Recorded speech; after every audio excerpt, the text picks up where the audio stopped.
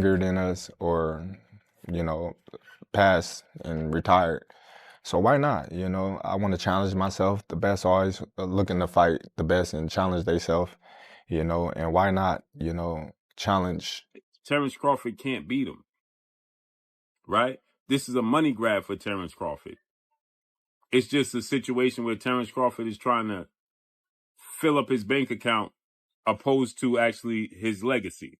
But if you study Floyd closely, like I have, you will notice that he never wastes any steps while he's in the ring. During a live interview with Stephen, A. Smith, Terence Crawford reportedly accepted Floyd Mayweather's fight offer.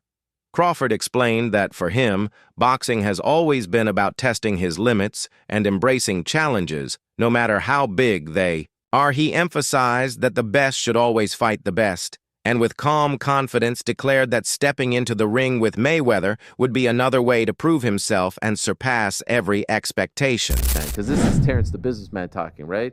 They got to pay the cheddar to make it better, right? For sure, for sure. All money ain't good money, so you got to know that. Okay, fair enough. I hate to use the word easy, but at times it did feel like you were, you know, having a really easy time out there. Were you expecting it to play out that way? Listen, it's never easy, you know. Stephen A. Smith, known for his outspoken takes on sports, has often praised Crawford's remarkable achievements. He highlighted that becoming a world champion in 4 different weight divisions is not just impressive, but an extremely rare accomplishment in modern boxing. In today's era where many fighters hesitate to jump weight classes due to the risks, Crawford's ability to dominate across divisions sets him apart. Stephen A. stressed that this kind of versatility and dominance establishes Crawford as an all-time great pound-for-pound fighter, showcasing his physical adaptability, technical mastery, mental toughness, and relentless pursuit of tougher challenges. Terence Crawford is the best fighter on the planet. Pound for pound, he's that dude. In this 4-belt era, he is now the undisputed world champion 3 times over. 140 pounds, 147, now 168 pounds, claiming all the belts. You don't see people doing that very often. Going up against a guy who was perceived as being bigger and stronger, Crawford was strong. Crawford was strong enough to fend him off, strong enough to make him respect his own power. He used his jab. He used his distance. He had poise in the ring. He wasn't rattled. He backed up and moved when necessary and kept us different. He exchanged enough to gain respect when necessary. It was a brilliant, brilliant, masterful fight on Terence Crawford's. Legendary fighter Roy Jones Jr., who himself reigned across multiple divisions, has spoken highly of Crawford's brilliance.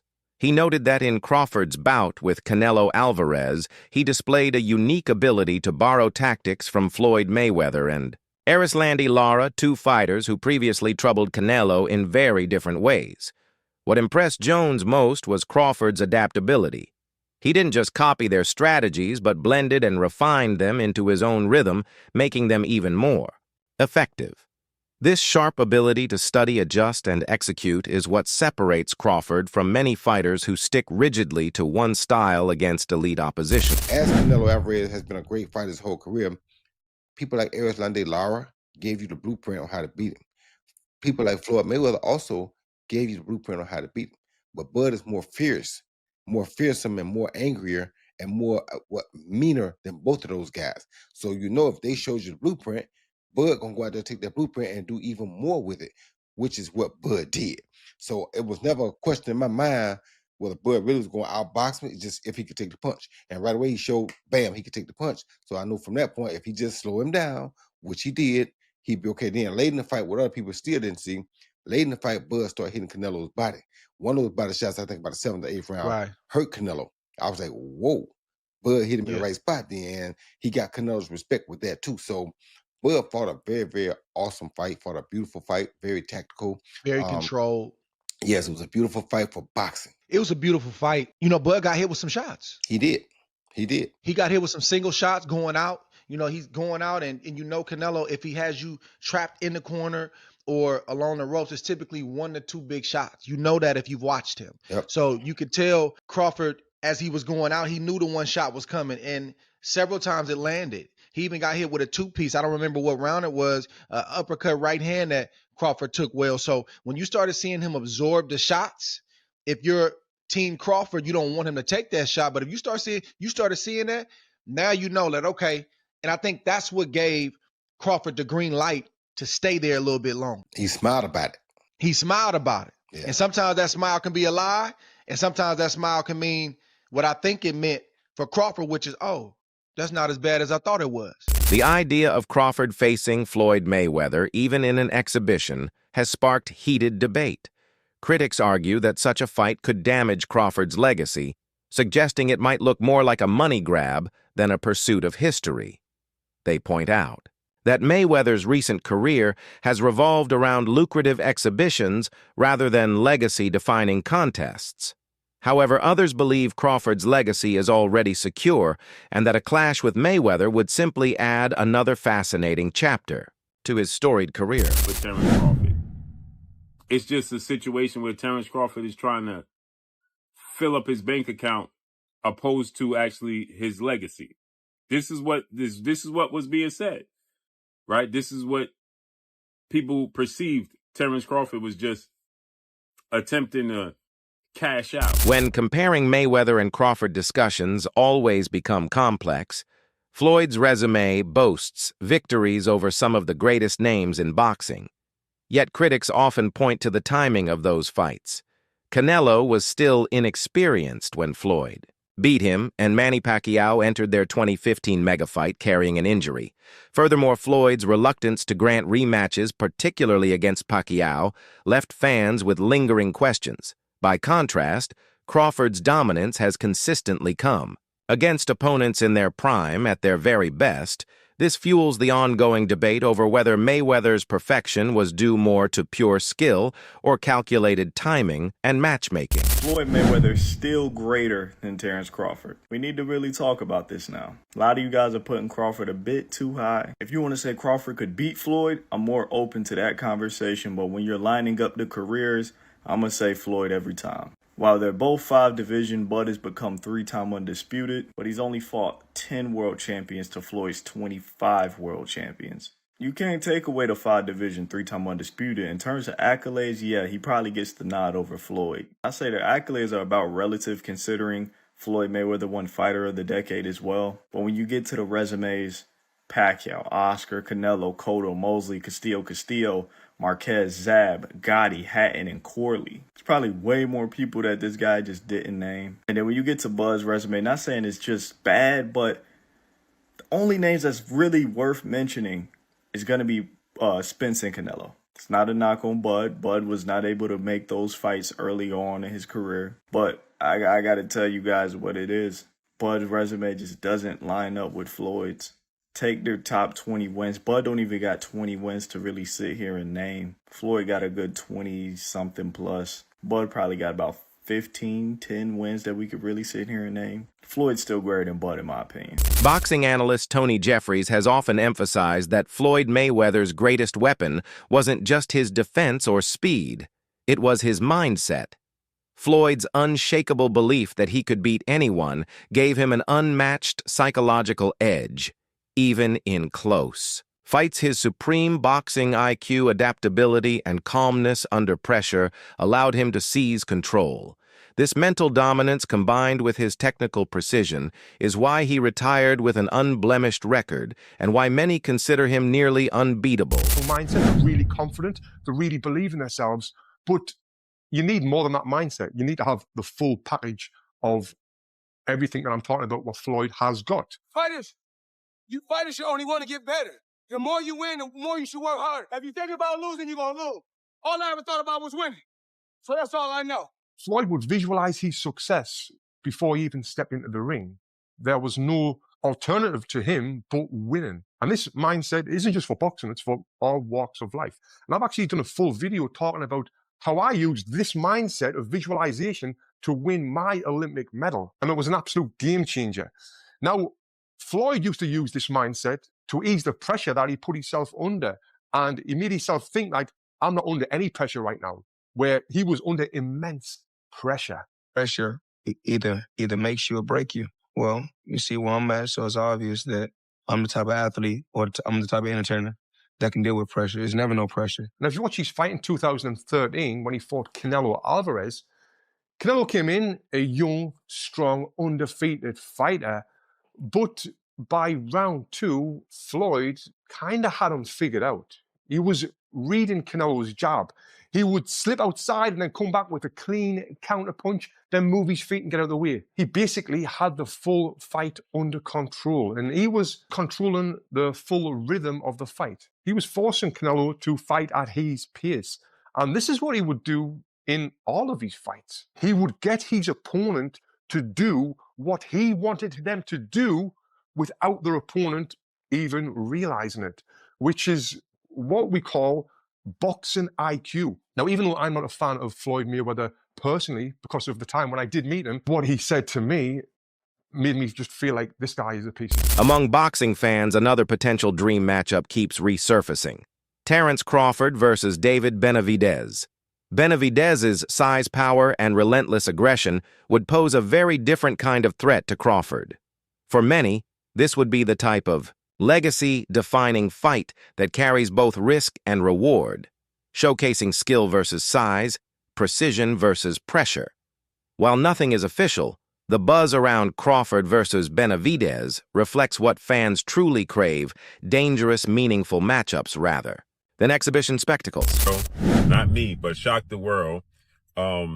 This past Saturday, Mexican Independence Day weekend, what he took on defeated another first ballot Hall of Famer, but he essentially jumped up 3 weight classes, technically 2, from 154 to 168, but only had 1 fight at 154 last August against Israel Majimov. Terence Crawford defeated Saul Canelo Alvarez, who is a 4-division champion, 2-time undisputed super middleweight, and the reigning, at the time, super middleweight world champion, undisputed world champion.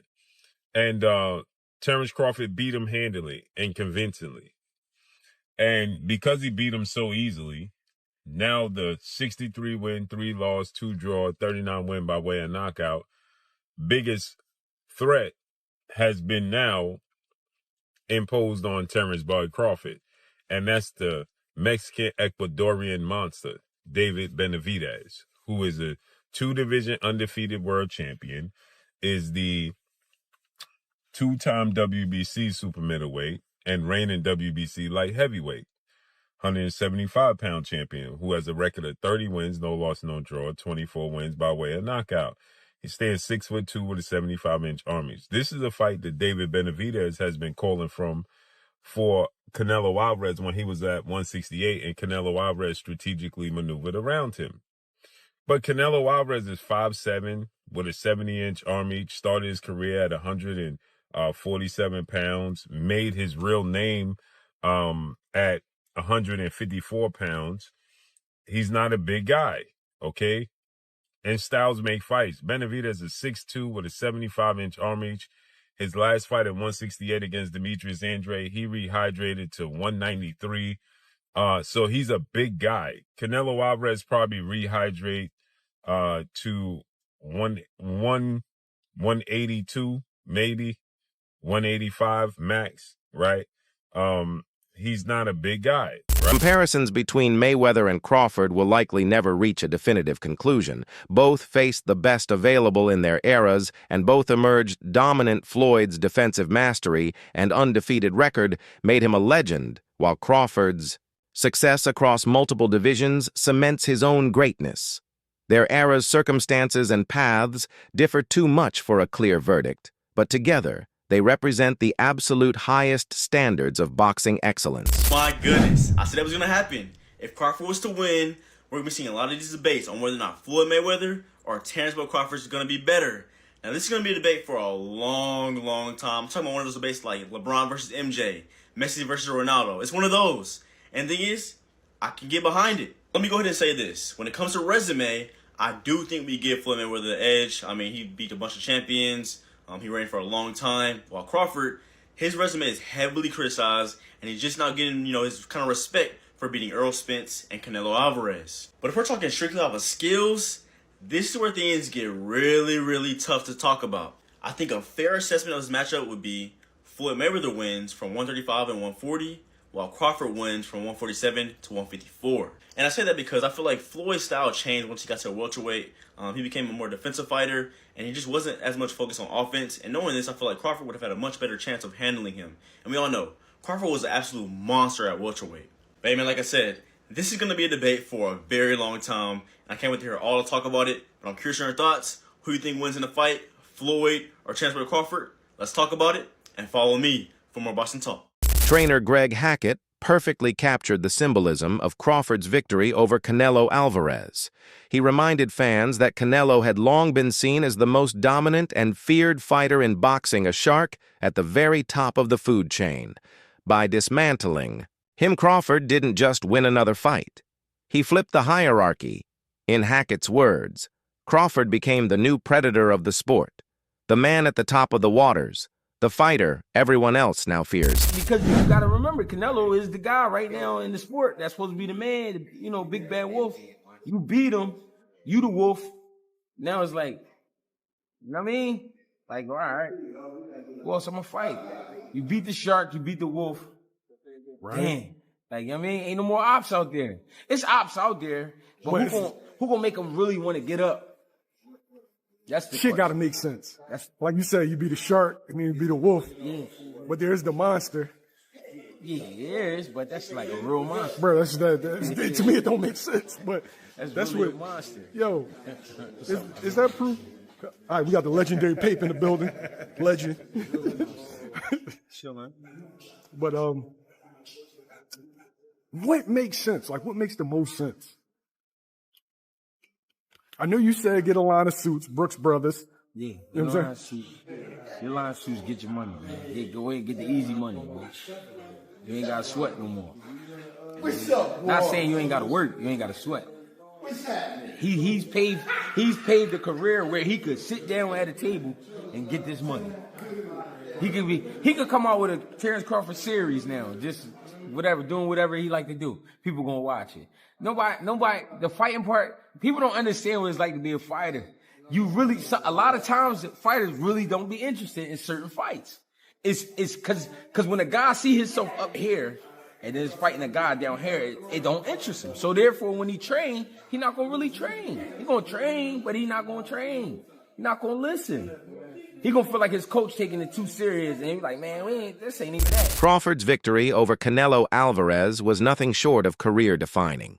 His earlier dismantling of Errol Spence Jr. had already silenced critics, but beating Canelo, widely considered nearly untouchable, cemented his place in history.